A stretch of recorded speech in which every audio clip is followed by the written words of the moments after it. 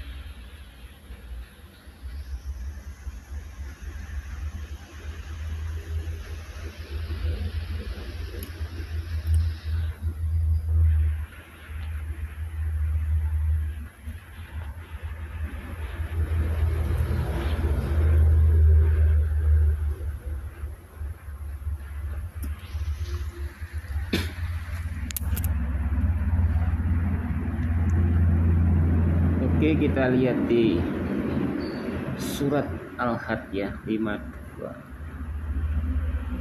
Kami tidak mengutus seorang rasul dan tidak seorang nabi sebelum engkau, kecuali apabila dia mempunyai suatu keinginan, setan pun memasukkan godaannya ke dalam keinginannya itu, lalu Allah menghapus apa yang dosa setan.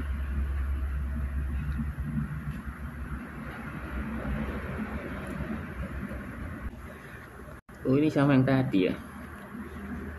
Kami tidak mengutus seorang rasul dan tidak seorang nabi sebelum engkau, kecuali apabila dia mempunyai suatu keinginan, setan pun memasukkan ke dalam keinginannya itu, lalu Allah menghapus apa yang dimasukkan setan itu.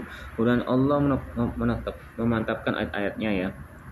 Oh, berarti setan bisa masukkan, menyusupi pewahyuannya yang Allah masukkan ke dalam Muhammad ya. Katanya dia ngomong gak bisa, tidak akan merubah kan nasaknya tadi itu ya. Oh, ini kok bisa setan memasuki dan Allah yang menghilangkan. Kita lihat Google Translate ya. Dan kami ya, ini kami itu Allah ya. Dan Allah tidak mengutus sebelum kamu ya. Dan Allah tidak mengutus sebelum Muhammad seorang rasul atau nabi, melainkan jika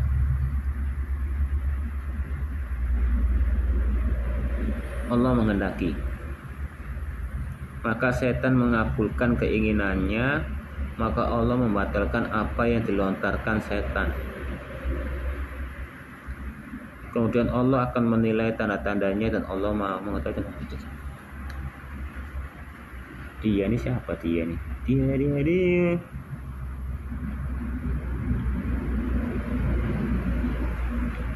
Kami tidak mengutus seorang rasul dan tidak pula seorang nabi sebelum engkau, Nabi Muhammad, kecuali apabila dia ini siapa nih? Kecuali apabila dia mempunyai suatu keinginan, setan pun memasukkan ke dalam keinginannya itu.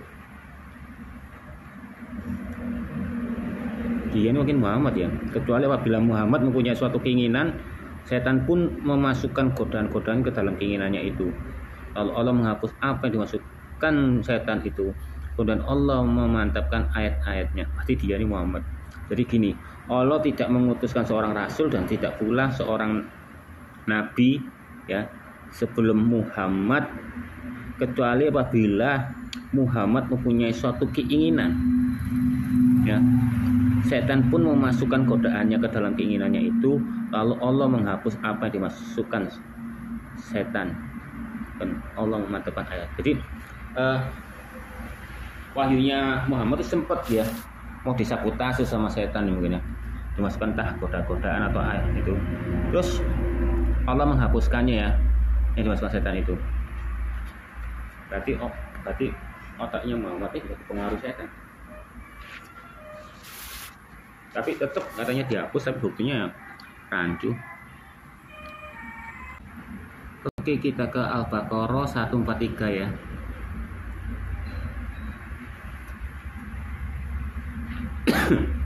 Demikian pula kami telah menjadikan kamu umat Islam, umat pertengahan, agar kamu menjadi saksi atas perbuatan manusia dan agar Rasul Nabi Muhammad. Ini aku bingung tuh, Allah tuh pakai menggunakan kata kami dulu. Jadi yang ngakui Tritunggal. Jadi kalau di Alkitab yang Tritunggalnya kan ya, yang kata-kata mari kita ciptakan manusia serupa dengan gambar kita. Nah, itu ngomongnya barengan. Jadi tubuh roh itu Yehova itu ya, Bapa itu ya, sama Yesus itu adalah jiwa dan pikirannya Yehova itu ya, dan Roh Kudus itu adalah inti roh dari Yesus, dari Bapa roh itu tadi ya, tubuh roh itu ya. Itu ngomongnya barengan. Berarti ini Tritunggalnya Muhammad ini ya, Allah tuh Alif, Jibril tuh La ya, Allah atau apa? Hati sama Muhammad tuh Mim. Jadi ngomongnya barengan. Jadi wahyunya tuh Muhammad ngomong barengan sama Jibril ngomong barengan, dan Allah ngomong barengan. Mungkin gitu yang mungkin sistemnya.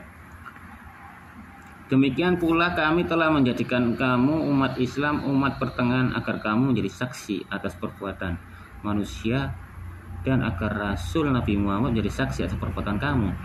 Kami tidak menetapkan kiblat Baitul Maqdis yang dahulu kamu berkiblat padanya, kecuali agar kami mengetahui dalam kenyataan siapa yang mengikuti Rasul dan siapa yang berbalik ke belakang.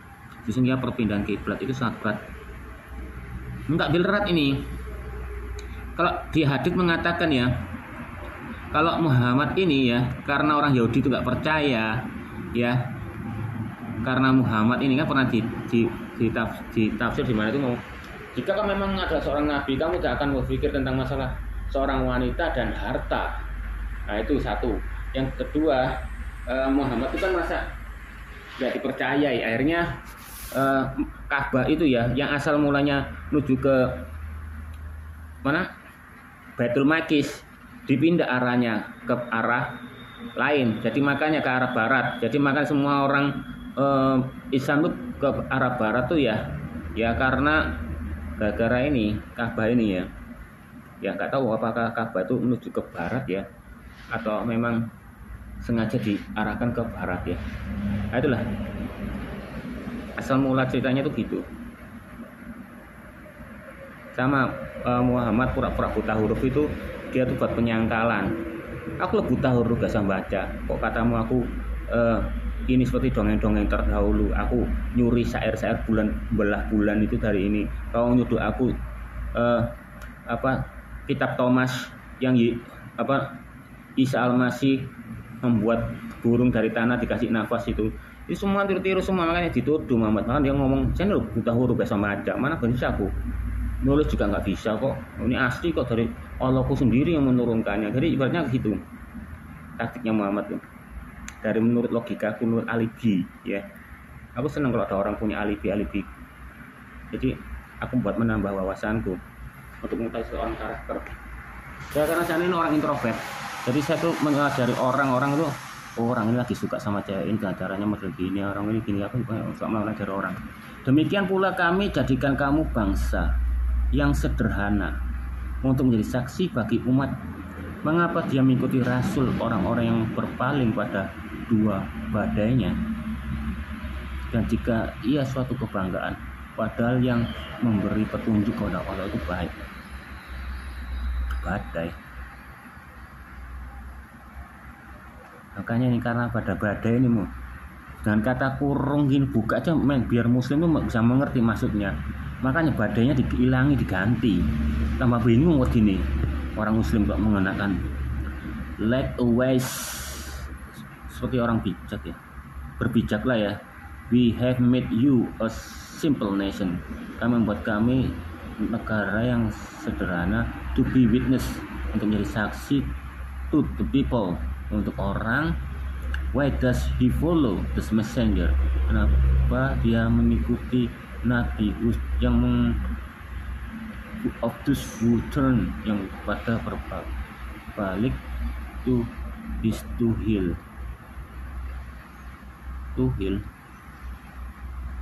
Heel itu heel. Maksudnya heel itu sepatu heel. Kita lihat heel itu apa sih? The back part of the woman foot. Oh iya bener, heel adalah bagian dari kaki atau tumit. Berbalik pada dua tumitnya, maksudnya gitu. Di sini nggak ada nih berbalik ya.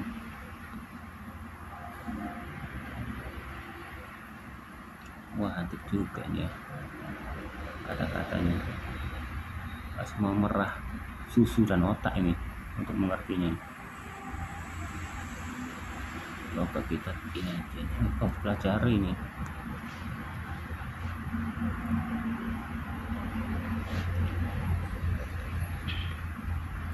Demikian pula kami jadikan kamu bangsa yang sederhana untuk menjadi saksi bagi masyarakat, dan barang siapa yang mengikuti Rasul dengannya, dia berpaling dari Allah, maka dialah orang-orang yang baik. Nah, ini Rasul siapa? Jadi Rasulnya orang Yahudi apa Rasulnya Muhammad? Karena Muhammad itu mengaku dia juga Nabi, mengaku dia Rasul. Karena dia bingung antara Nabi dengan Rasul itu apa bedanya.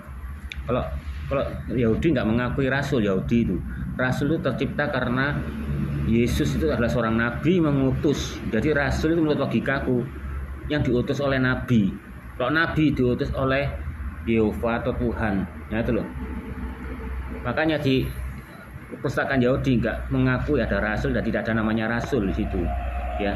Yang adanya nabi, ya. Berarti ini kemungkinan ya siapa rasul itu? Ini loh bingung aku nih. Maksudnya rasul-rasul Paulus, Petrus gitulah, atau Muhammad sendiri, ya. Karena Yesus pun bukan rasul ya, nabi. Rasul kan diutus sama nabi. Nah ini ya, jadi begitu banyak katanya loh, disingkat aslinya sedikit gini ya. Ya, sangat berat gundul mungkin nggak ada loh ini. Kalau dari sini, apakah aku kurang panjang begini? Rasulullah termasuk orang-orang Rasulullah termasuk orang-orang yang berkhianat meskipun adalah kesulitan. Rasulullah itu pengkhianat, kecuali orang-orang yang telah diberi petunjuk oleh Allah. Allah tidak akan menghilangkan keimanan. Oh, maksudnya nih Rasulullah itu adalah seorang pengkhianat ya bagi orang kaum Yahudi karena dia tidak menuruti Tauratnya ya.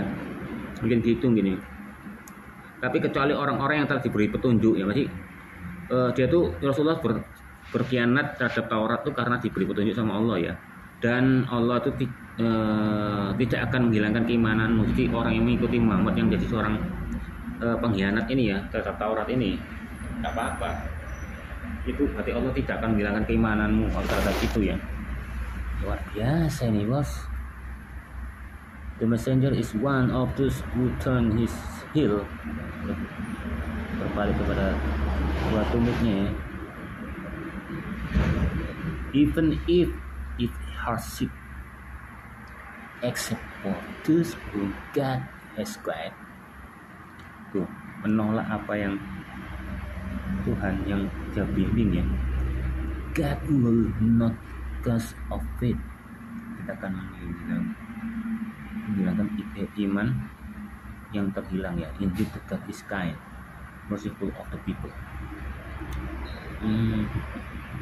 Itu ya artinya ya. Berarti ini gak sesuai terjemahannya ini ya. Gak ada kata-kata pengkhianat di sini ya. Dibikin bagus nih terjemahannya nih. Makanya orang Arab tuh lebih cepat banyak murtad, bahkan sebelum Kristen itu di situ ya. Sudah ada yang murtad ya. Apalagi yang Arab itu tidak apa ya, membaca kitab-kitab lainnya ya. Ini baru kitab-kitab mungkin 30 jusan ini, belum yang kitab surah kan ada 114, ini baru 30 jusan. Kenapa 30 juz? Mungkin yang selain dari 30 juz itu kontradiksi semua ini. Akan biar umat muslim Indonesia itu lebih percaya fokus ke 30 juz saja. Kalau perlu hadis tidak perlu. Padahal di Al-Quran ngomong kalau nggak percaya dengan hadis itu termasuk kafir, termasuk murtad ya. Atau lagi. Oke, kita ke surat Al-Maidah 97 ya. Al-Maidah 97. Allah telah menjadikan Ka'bah rumah suci itu sebagai pusat kegiatan. Nah ini peribadatan dan urusan dunia ini nih tambahan ini. Berarti gini, pusat kegiatan bagi manusia. Jadi Ka'bah itu rumah suci, tempat kegiatan bagi manusia. Dan bulan haram, hadyu dan kalat. Yang demikian itu agar kamu mengetahui bahwa sesungguhnya Allah mengetahui apa yang ada di langit dan apapun yang ada di bumi, dan bahwa Allah Maha mengetahui segala sesuatu. Jadi mungkin kata kurung ini ya memang nggak ada di ayat Arabnya ya. Berarti kita harus membacanya, terjemahnya juga menurut gaya Arab juga. Jadi jangan dibaca kurungnya juga ini. Ya. Kurung ini biar akan mengerti dalam arti kata bahwa tidak ada kata-kata itu. Mungkin cara membacanya begitu. Akan kita lihat ini aslinya ya. Allah menjadikan Ka'bah rumah suci, tempat manusia. Berarti Ka'bah itu bukan rumahnya Allah. Harusnya tempat manusia. Rumahnya rumah suci tapi tempatnya manusia. Dan bulan suci loh. Bulan Sabit. Dewi. All ilah atau gelar Tuhan ya. Loh ini Allah itu adalah bulan Sabit ya ini. Makanya di masjid ada bulan Sabit sama bintang. Terus karena ketahuan ya, ada yang ngomong ini bulan Sabit ini ada di alalat atau kita harus hilangkan ya. Serta anugerah dan rantai-rantai. Nah nih anugerah bagus. Kenapa ada rantai? Rantai ini menuju apa? Belenggu. Berarti ini menawan, membudaki ya. Hal ini agar kamu mengetahui bahwa Allah mengetahui apa yang ada di langit dan apa yang di bumi. Kita lihat ada rantai dekat sini. Tuh. Malah dibilang hewan kurban yang diberi kalung. Konyol. Ya kan? Oh, bulannya diganti bulan haram. Ya kan? Hadyu hewan kurban, atau nggak ada bulan haram sini nih. Kata tempat suci, sesat suci berarti yang sebagai tempat manusia dan bulan suci loh. Ini mengerti bulan suci kok diganti bulan haram. Tipuan ini. Ya, katanya terjemahannya Alkitab itu direvisi. Ini kamu sendiri loh tambah mengubah hampir seluruh cerita. Ya. Kalau revisinya Alkitab kan antara paling Tuhan dan Tuhan. Soalnya Tuhan itu kan zaman dulu itu satu, nggak ada namanya Tuhan. Kalau budak ya Tuhan, Tuhannya siapa? Tuhannya budak berarti dianggap Tuhan. Pemilik antara nyawanya dia, hartanya. Jadi 100% dikuasai itu namanya dalam hitung budak. Karena nggak zaman dulu nggak ada. Sekarang malah ada beda lagi antara budak dengan babu. Zaman sekarang ada perbedaan antara tuan raja jadi tuan pemilik ini. Ya itu loh perbedaan gitu tuh yang membedakan di antara zaman sekarang dan zaman ini. Kalau ini enggak, ini perbedaannya di totalitas ceritanya. Bayangkan dari bulan suci menjadi di sini artinya di keterangan Indonesianya ini di Al-Qur'an sendiri bulan haram. Ya. Yang menghindari dari bulan Sabit itu Dewi bulan Sabit itu. Bagaimana Allah mempunyai anak padahal dia nggak beristri. Yang dia wanita kok melahirkan tanpa seorang suami bisa. Ini kan ibaratnya bagaimana Budi ya punya mobil padahal dia nggak bekerja atau padahal dia nggak punya uang ya siapa tahu mungkin dia nyolong kayak dapat hadiah kan nggak tahu. Nah, kayak gitu ceritanya. Oke, surat Fatir ya, surat Fatir 22 ini kita Al-Quran aja kan karena Islam nggak percaya dengan hadis, kita baca Al-Quran aja ya. Tapi memang loncat-loncat tapi kan menyatu dengan tujuan yang saya maksudkan kan. Kalau nggak secara bersamaan gini dua-dua ini loncat tambah bingung. Soalnya loncat-loncat Al-Quran ini aslinya. Ketoknya berurutan tapi loncat-loncat. Nah kita harus mengambil ayat yang lain di sebelahnya untuk menyatukan menjadi suatu rangkaian cerita. Makanya aku loncat-loncat. Kalau kata ngikut ini loh, kok mau kok ganti cerita? Nah itu loh, membingungkan. Beda kalau Alkitab ayatnya nggak boleh loncat-loncat karena itu adalah suatu cerita sejarah modelnya. Ya, tidak pula ya sama orang yang hidup dengan orang yang mati. Sesungguhnya Allah memberikan pendengaran kepada siapa yang Dia kehendaki, dan engkau tidak sanggup menjadikan orang yang di dalam kubur dapat mendengar. Nah ini engkaunya juga kecil. Bisa engkau manusia, bisa engkau Muhammad. Tapi di sini dengarkan kata Muhammad. Berarti kalau ini mengatakan Muhammad, berarti ini Allah berfirman kepada Muhammad mungkin, atau menunjukkan kepada Muhammad ini kalimatnya. Kalau jika engkaunya kepada umat, berarti umatnya. Ini kepada Muhammad, berarti ini dia ngomong sama Muhammadnya sendiri. Kita lihat ini ya, apakah ada Muhammad di situ? Dan tidak ada yang sama antara yang hidup dan yang mati. Benar ya, sesungguhnya Allah mendengar siapa yang dikehendakinya. Ya bener lah, kalau misalnya Allah nggak mau dengar omongannya ya atau doanya ya sekarang PDE modelnya gitu ya. Dan kamu tidak dapat mendengar siapa yang di dalam kubur ya. Jadi Allah tuh mendengar ya kepada siapa yang kepingin didengerin ya, udah mau dengar sekeras dia Allah Tuhan. Dan kamu tidak mendengar siapa yang di dalam kubur. Ini kata ayat gak ada gunanya buat menebus kehidupan, gunanya terhadap umat manusia itu nggak ada. Apalagi dia di sini engkaunya katanya Muhammad, di sini nggak ada Muhammad. Kalau misalnya terjemahnya mengatakan Muhammad, berarti nggak ada fungsinya nih. Kayak Al-Qurannya untuk siapa? Untuk Muhammad sendiri gitu loh. Coba konyol nih, kamu tidak mendengar siapapun yang di dalam kubur. Ya jelas pasti ngapa dibikin ayat. Orang kubur yang mati lah. Atau orang kubur bisa pidato di dalamnya kita mendengarnya, kan aneh kan. Oke, langsung loncat ke Al-Baqarah yang menuju kematian tadi ya, ke 154. Langsung loncat ini soalnya Muhammad ini ayatnya loncat kok dijadikan urut itu tambah bingung. Memang Muhammad itu loncat-loncat. Nah, akhirnya sering loncat-loncat sih. Orang yang membacakan juga bingung, kok tiba-tiba sudah ganti cerita gitu loh. Makanya kita harus ambil keloncat juga biar tepat ini ya artinya ya.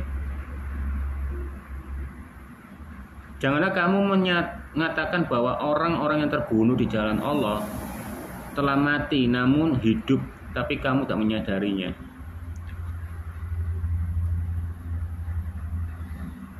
Jadi Muhammad atau orang-orang Muslim ya, jangan mengatakan orang yang berjihad itu ya, bunuh di jalan Allah itu dia sudah mati, nggak boleh.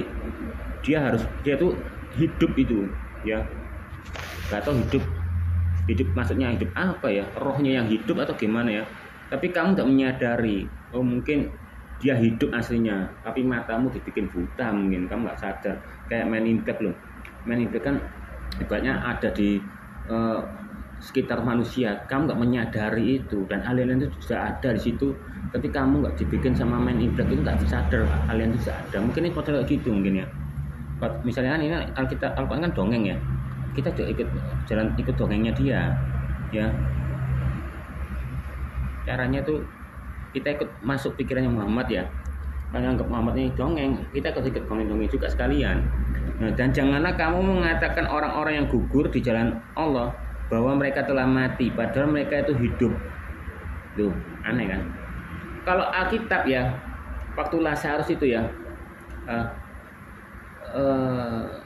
Tuhan tolong Lazarus, sahabat yang kau kasih telah meninggal. Terus ayo kita ke tempat Lazarus. Bukankah banyak orang yang membunuh kamu di sana itu? Dia Lazarus lagi tidur. Loh kok memang tidur, biarkan ya bang. Nah, hari itu ngomong Lazarus sudah mati gitu. Aslinya kalau yang itu Yesus lagi membacakan kepada umat Kristen bahwa kita hidup dengan iman. Kalau imannya Islam kan mengimani yang salah menjadi diterima untuk menjadi kebenaran. Itu imannya orang Islam ya, atau takianya dan kebenaran bagi dia. Tapi kalau orang Kristen imannya itu bukan iman yang salah jadikan dan kita terima jadi kebenaran, enggak. Orang Kristen imannya gini, Jika kamu merasa miskin ya atau sakit, kamu beriman, aku percaya Tuhan pasti akan sanggup menolongku, menyembuhkanku. Itu imannya orang Kristen. Nah, Yesus ini beriman. Dia lagi tidur. Dia apa? Yakin dia akan bangkit. Gitu loh. Dengan imannya dia, gitu loh. Agar murid-muridnya dan orang yang baca Alkitab yang di masa akan mendatang kan mengikuti dia. Oh, harus beriman orang Kristen itu ya. Oh, bisa ada orang dokter ngomong neneknya akan mati ya, tidak akan lama lagi, tapi anak-anaknya beriman, atau cucu-cucunya beriman, nenek kamu nggak mati, kamu sehat, kamu hidup sampai 10 tahun lagi kemudian, 100 tahun kemudian gitu. Nah iya, seperti itulah. Beda dengan imannya Islam ya, yang hal yang bohong dianggap sebagai kebenaran. Nah itu imannya orang Islam, beda ya. Kita ke surat Al-A'raf ya 99. Iya. Atau apakah mereka merasa aman dari siksa Allah? Tidak ada orang yang merasa aman dari siksa Allah selain kaum yang rugi. Nah ini maksudnya gimana? Pasti harusnya pasti nggak nyambung. Apakah benar itu merasa aman dari siksa kami yang datang pada waktu duha? Ya. Oke, kita lihat ini. Berarti ini penyiksaan tetap apa ini? Penduduk desa percaya bahwa asap kami akan menimpa mereka di siang hari ketika mereka sedang bermain. Wih, kenapa orang bermain di siang hari kena azab? Oke, kayak gini.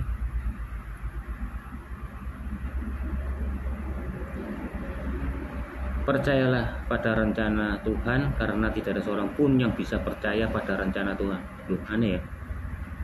Percayalah pada rencana Tuhan, karena tidak seorang pun yang bisa percaya pada rencana Tuhan.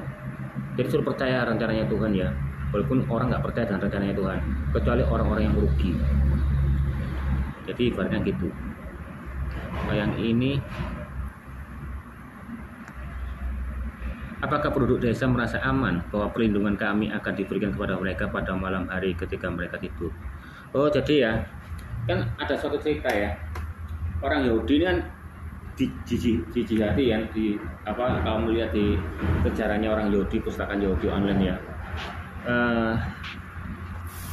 dia ini aku minta peti jizya ya, sebagai keamanan.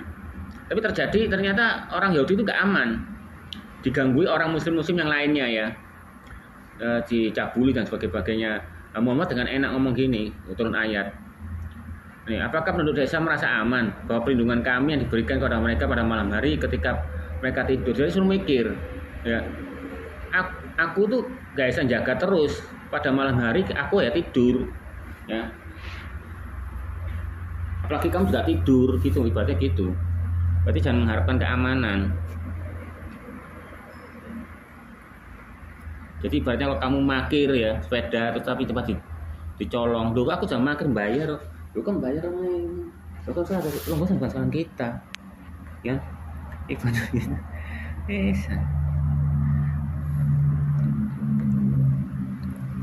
Dan seandainya penduduk desa-desa itu beriman dan bertakwa, niscaya kami akan berikan mereka berkat dari langit dan bumi.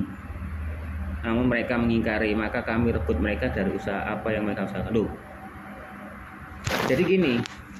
Seandainya penduduk desa-desa itu beriman dan bertakwa, kepada siapa dia beriman dan bertakwa? Pada Islam. Niscaya kami akan memberi mereka berkah dari langit dan bumi. Namun mereka nggak mau ngakui, maka kami, sebagai Allah, Muhammad, Jibril, kami rebut mereka dari apa yang mereka usahakan. Ya kan? Kamu nggak percaya, la ilaha illallah. Ya udah sini, bunuh. Jos. Oke ya, surat Al-Anfal 30 ya. Ini nyambung dengan yang cerita yang tadi. Jika Allah memberikan perlindungan itu nggak akan sempurna ya, karena kami dan desamu juga tidur, aku tidur gitu loh. Ya nih, ingatlah ketika orang-orang kufur merencanakan tipu daya terhadapmu ya Muhammad untuk menahan, membunuh atau mengusirmu. Mereka membuat tipu daya dan Allah membuat tipu daya itu. Allah adalah sebaik-baiknya pembalas tipu daya. Jadi dikiranya orang kafir itu merencanakan tipu daya Muhammad ya, untuk menahan, membunuh atau mengusirmu. Jelas-jelas di sejarah loh, Yahudi pada tahun sekian gini ya, Muhammad menyerang Mekah karena percaya Arab pagan itu atau Muhammad adalah seorang nabi. Arab Nasrani ya di jihadi. Kok bisa ini? Ya, karena kami yang memulai mungkin. Kita lihat apakah benar ini. Nah, Nabi Muhammad nggak ada kata kurung ini. Dan ketika orang-orang kafir membuat rencana melawanmu, ya berarti ini ke semua orang, termasuk Muhammad dan semua orang pengikut-pengikutnya, atau sama Islam juga lah, untuk mengalahkanmu, untuk membunuhmu atau mengusirmu. Nggak ada di situ untuk mengalahkanmu, membunuhmu atau mengusirmu, dan mereka membuat rencana, dan Allah pun membuat rencana.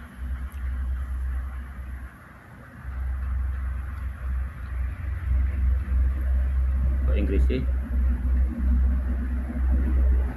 Oh iya benar, the best of player atau was plotting.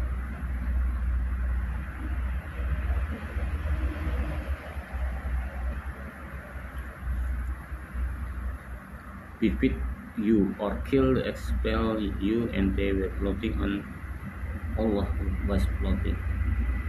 Ini ya.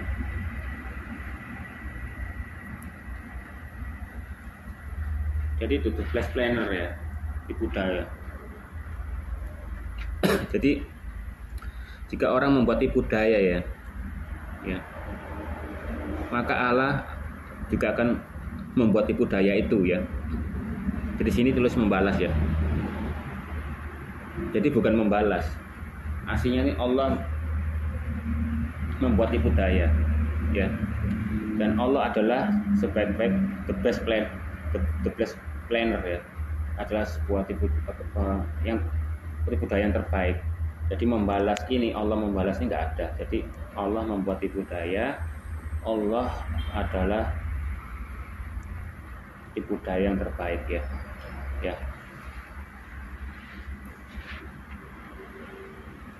Jadi ini tadi ya, di sini nggak ada untuk mengalahkan ya, untuk mengalahkan ya, untuk menahan, seolah-olah itu Nabi Muhammad itu korban fiktif ya, padahal untuk mengalahkan. Berarti apa? Yang memulai siapa? Muhammad, dan orang itu akan mau dikalahkan ya, tapi Muhammad membuat Allah itu membuat tipu daya. Misalnya ya, aku menyerang, terus aku mau dikalahkan, berarti siapa? Aku yang menyerang, ya kan? Kalahkan ya. Berarti yang memulai itu ada yang memulai, nggak mungkin kan?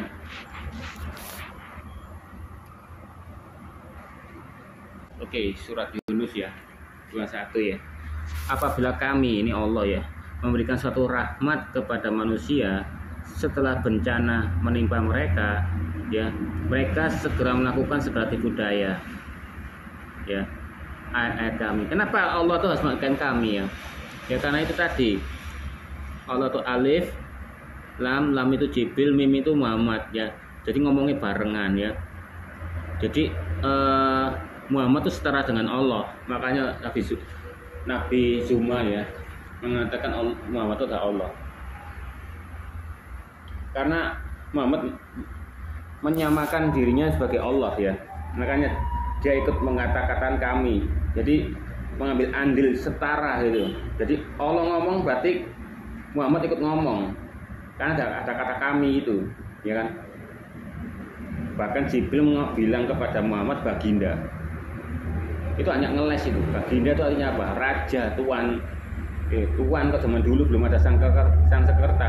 Nabi Muhammad belum ada sang sekerta. Berarti tuan itu penjurus ke Tuhan.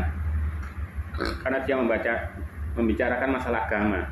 Makanya di Yohanes 13:13 ya, benar aku adalah guru dan Tuhan. Nah, kok gak ada zaman sangkerta, Tuhannya itu membicarakan masalah agama, dia benar-benar Tuhan. Kalau dia membicarakan masalah rumah atau pekerjaan, pasti Tuhannya menjurus ke tuan atau ke budak, itu berarti tuan itu loh. Nah, ini kalian Muhammad ini nggak ada Sanskerta, belum ada perbedaan antara Tuhan dan Tuan. Berarti baginda itu Tuan. Tuan itu berarti apa? Tuhan. Jadi Muhammad itu Tuhan, ya. Berarti Allah tuh memberikan suatu rahmat kepada manusia setelah bencana. Jadi Allah tuh membuat bencana dulu, baru membuat rahmat itu tadi ya. Misalnya mungkin hidayah ya mungkin ya. Kau tak kayak hidayahmu ya, tak kasih sorosi ya, kau tak kayak berat. Jadi apa gunanya fungsinya iblis itu ya? Padahal kalau Yehova itu ya Alkitab dia nggak berikan cobaannya, tapi mengizinkan itu kayak Ayub itu karena kamu memberkati dia. Coba kamu bilang ya udahlah, tapi jaga jangan kamu bunuh nyawanya atau aku tuntut kamu. Hari apa? Iblis itu yang merusak itu kan, ya, ngasih penyakit. Dan kebetulan Ayub itu nggak hanya mendengar sifat dari Yehova itu dari orang-orang, oh Yehova itu adalah seorang gini. Hari dia percaya, tapi hari dia ngerti.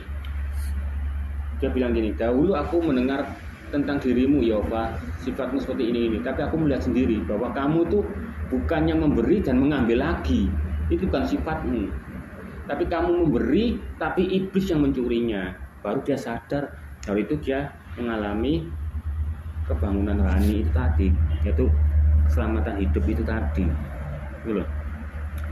Ayat-ayat kamu kok hilang ya tadi.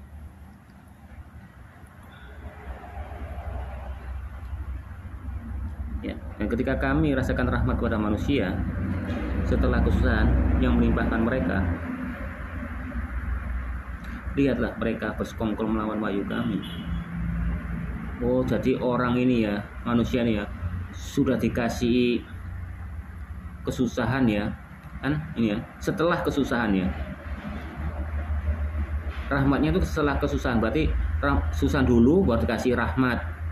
Tapi orang gitu manusia ini bersengkongkol melawan wahyunya kami, ya, berarti ya termasuk Muhammad, Jibril dan Allah itu tadi. Ini surat An-Naml 50.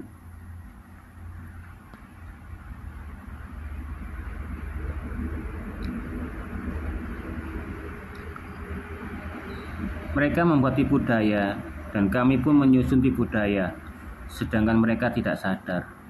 Jadi sebelum orang kafir atau manusia membuat tipu daya ya, tapi Allah tuh sudah menyusun tipu daya itu lebih dulu ya, tapi dia nggak sadar manusia itu ya. Jadi Allah tuh membuat tipu daya sama seperti setan. Yesus bilang, kamu sesat. Nah, sesat itu apa? Ya Allah kan maha penyesat kan, yang mengendaki sesat. Dan iblis adalah bapamu. Pada mulanya dia adalah seorang penipu. Karena mulanya dia kan apa? Dari Hawa itu kan nipu kan. Nih, dan mereka membuat plot ya, cerita kayak modelnya cerita yang merancang cerita ya dengan tidak baik ya, bahwa Allah pun bisa menciptakan rancangan itu juga. And they plotted the plan, and we plotted plan while they did not realize.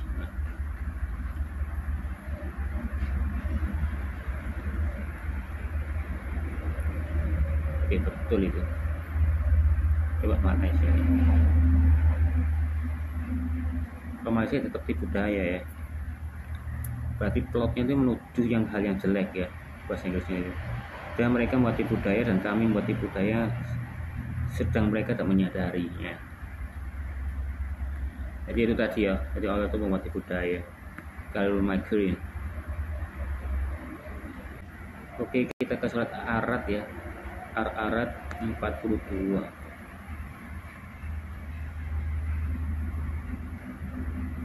Sungguh orang-orang sebelum mereka telah mengadakan tipu daya, tapi semua tipu daya itu dalam kekuasaan Allah. Dia mengetahui apa yang diusahakan oleh setiap orang. Orang-orang kafir yang mengetahui untuk siapakah tempat kesudahan yang baik.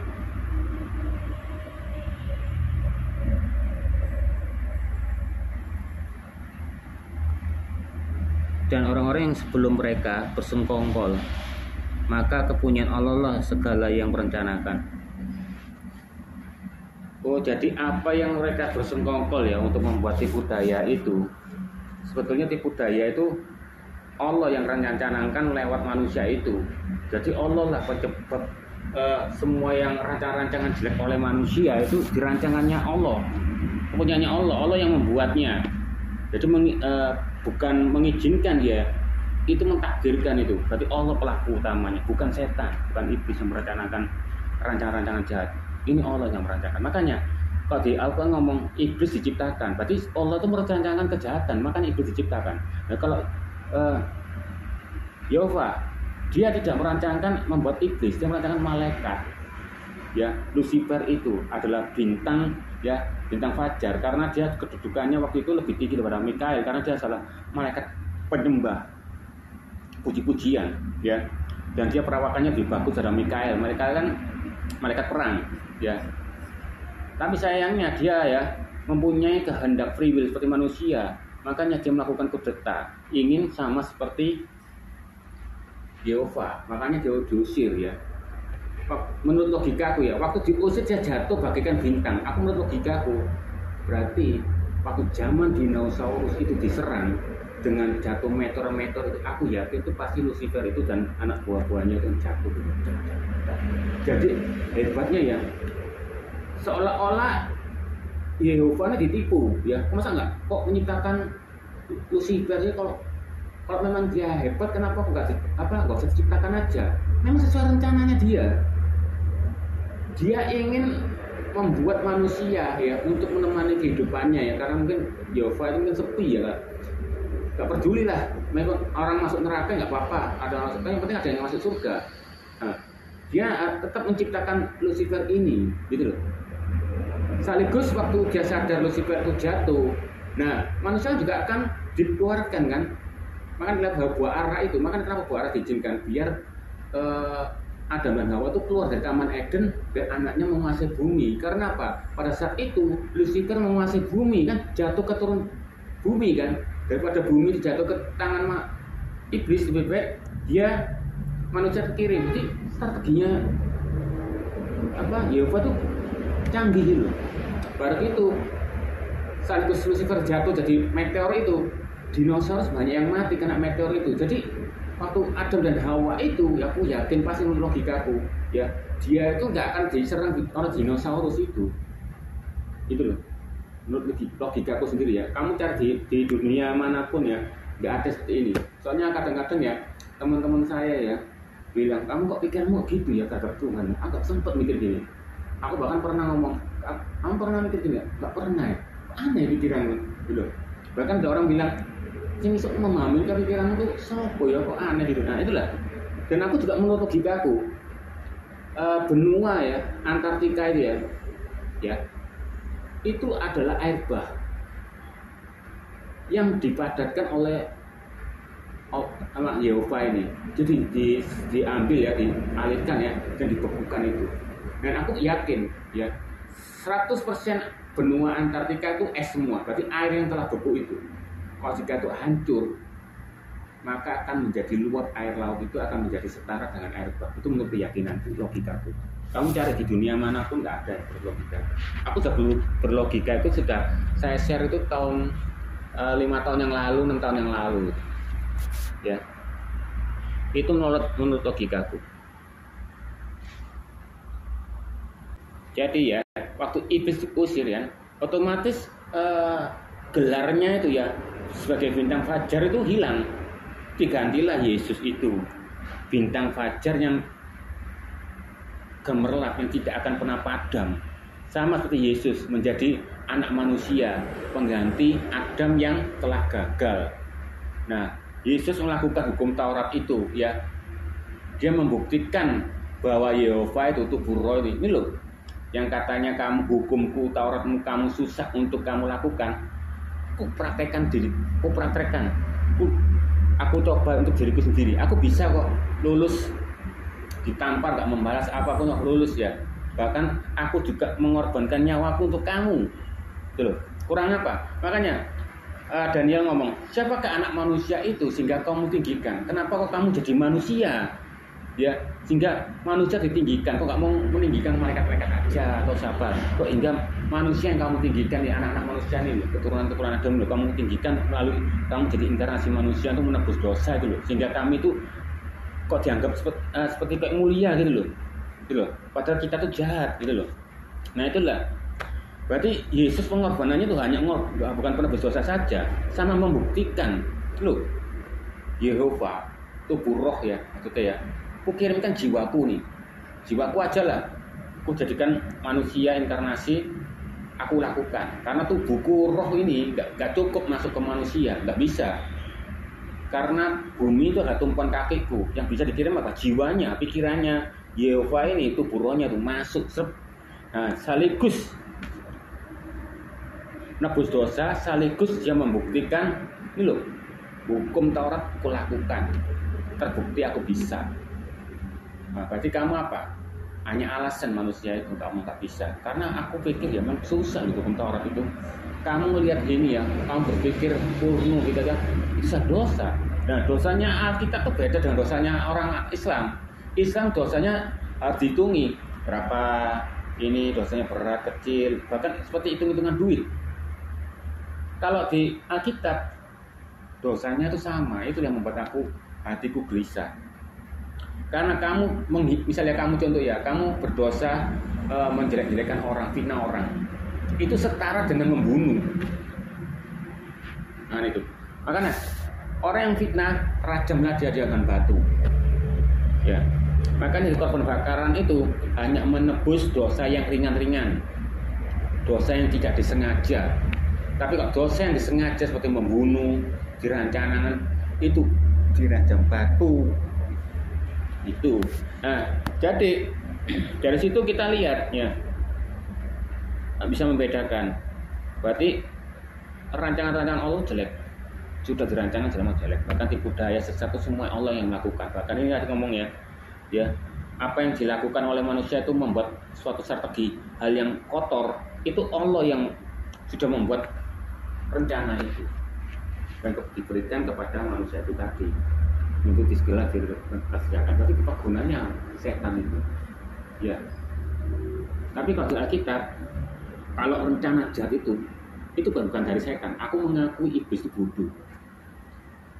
Kan manusia kan yang bisa mempunyai pengetahuan yang baik dan jelek. Berarti aku yakin ya, semua bom atom, semua itu pengetahuan dari manusia itu sendiri, bukan dari setan, bukan dari bisikan setan, bukan. Karena setan itu bodoh, karena dia tidak makan buah pengetahuan. Dia hanya membisikkan aja, ayo gunakan kekuatanmu itu loh, percuma kamu profesor, kamu nggak bikin bom atom. Langsung dikocok-kocoki lagi, loh. Albert Einstein menciptakan bom atom, ayo kamu ciptakan bom nuklir yang bisa menghabiskan berapa ribu, berarti kamu lebih pintar. Nah itulah yang jadi akhirnya tercipta dan terjadi. Sama seperti NASA zaman dulu, ayo kamu sudah tahu bumi itu bulat, ayo kita buat ini yuk. Siapa yang paling mendarat pertama, dia adalah negara yang terbaik. Akhirnya terciptalah penipuan itu, NASA itu. Tapi semua mengakui bumi itu bulat. Ya, bahkan Columbus itu mengakui bumi itu bulat dengan apa? Ini apa? Kapal. Bukannya Columbus saja, ada yang orang luar negeri itu yang dari suku mana tuh, yang Dayak itu, Maluku itu kan orang luar semua itu. Dia membuktikan bumi itu bulat, dia berlayar. Nah, alangkah bodohnya ya orang ngomong susah-susah melihat sains, bumi ini pakai kamera gini. Apa kamu nggak lihat? Ada yang melakukannya sudah dulu pakai kapal laut. Gak usah pakai aneh-aneh GoPro dinaikkan ke bulan, shooting itu percuma. Gak usah membuktikan pakai lihat, oh ini ada pantulan dari sinar matahari, berarti awan ini ditutupi oleh kaca. Gak usah, lihat aja pendahulu yang lama yang pakai kapal laut itu, itu cukup itu. Pakai muter dari titik sini terus lewat balik lagi, berarti bulat di situ aja. Kalau misalnya dia terus notok itu berarti bumi itu hamparan, datar. Lu buktinya baru balik bulat ini ya. Tuh. Ada yang pakai aneh-aneh susah-susah bikin bumi itu datar ya, dikasih kubah itu plastik terus senternya dilingkari gini loh. Berarti mataharinya muter. Ini mataharinya tenggelam kok. Dari barat ke disotengnya muter gini. Kan lucu. Ngapain susah berpikir? Nenek moyang kita seorang pelaut loh sudah membuktikan bumi itu bulat. Dia nggak omong, aku belayar ya, melilingi dunia, terus notok. Nah, itu berarti bumi itu datar. Ngapain aneh-aneh? Gak usah perlu ke angkasa. Nenek moyang kita pelaut ini sudah membuktikan bumi itu bulat, sudah cukup. Itu sudah otentik, gak perlu aneh-aneh. Nah itulah. Jadi memang Yesus adalah bintang fajar, bukan berarti iblis. Dia gelarnya diambil. Karena Yesus itu banyak gelar, Melkisedek dan sebagainya. Nah, gelar yang dari Lucifer yang seorang malaikat penyembah puji-pujian akan diambil alih sama Yesus itu, bintang ke-8 yang tidak akan pernah padam. Nah, akan digantikan kepada siapa? Mempelainya, wanita kita, yaitu anak-anak Tuhan. Mempelai dalam arti kata bukan ngesek loh ya. Jadi kita ditebus. Dulu kita janda ya, karena dari dosa Adam dan Hawa kita jadi janda. Kita nggak mempunyai tuan, tidak mempunyai tuan pemilik ya. Ketika kita ditebus oleh Yesus, otomatis kejandaan kita ya, bahwa kita itu adalah tuan kita ini adalah Yesus. Itu intinya, arti adalah sebuah kiasan, bukan menikah secara wik-wik kayak Muhammad itu di surga. Itu enggak ya. Jangan abaikan firman Tuhan satunya. Ya, makanya orang Farisi Saduki itu ya, dia menaati firman ayatnya tapi jangan mengabaikan yang lain. Jadi, ini membuktikan bahwa ada perkawinan perkawinan berarti ada kawin di sana. Ngesek ini masih. Tapi jangan mengabaikan ada ayat-ayat Yesus ngomong kamu sesat bahwa di surga tidak ada kawin mengawin. Dia akan hidup kudus seperti itu jangan diabaikan. Jadi maksudnya gitu. Kayak itu contohnya. Nah, jadi kita ditebus. Ya, tebus kejandaan kita ini loh, yang terlepas dari rumah keluarga Yehova ini, kita ditebus sama seperti Boas menebus Rut. Rut ini adalah janda ya, tapi dia itu orang yang taat beribadah dan sebagainya. Dia mengais rezeki ya dari gandum-gandum yang jatuh. Nah, sehingga Boas ini juga lihat kok ini kok rajin ya, setiap pagi kok ngais gandum-gandum yang jatuh ya. Akhirnya suruh anak buahnya, kamu lemparin yang banyak biar dia lebih dapat banyak, jangan semuanya aja. Nah itu akhirnya apa? Boas pun tertarik sama dia, loh, karena dia itu wanita yang saleh ya. Jadi ditebuslah kejandaannya Rut itu dengan mahar, dengan harta. Kan kalau manusia dengan mahar, kalau di alam roh itu menggunakan darah, sama seperti iblis. Iblis, kalau kamu ikut iblis, kamu diminta darahmu dan jiwamu. Tapi Yesus, Yehova, dia memberikan darahnya dari manusia yang lewat itu untuk membeli.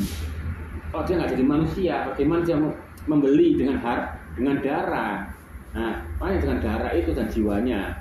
Jadi kita dibeli, ya. Yang aslinya kita masuk ke neraka diambil sama setan, sama iblis, kita menjadi miliknya Yehova. Bagi yang istilahnya percaya pada dia, tidak percaya, kita tetap.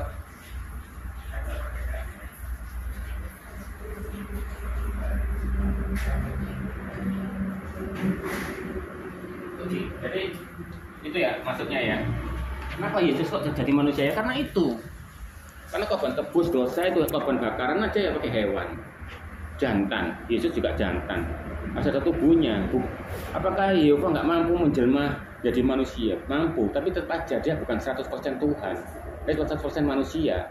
Dia tetap 100% Tuhan. Ibaratnya kalau ada dewa ya, Song Gokong lah, menjelma jadi manusia. Dia bukan 100% manusia, dia tetap ada 100% siluman atau 100% dewa. Itu loh maksudnya. Nah, dan dia nggak bisa membayar dengan darah, ya, karena di alam roh harga yang harus dibayar tuh hanya dengan darah atau jiwa. Kamu ingin pesugihan, ya kamu membayar dengan darahmu atau jiwamu atau jiwa anakmu atau istrimu. Nah itu loh. Nah Yesus tuh beda, dia nggak meminta jiwa atau darah, dia memberikan darahnya dia itu untuk menebus manusia itu tadi.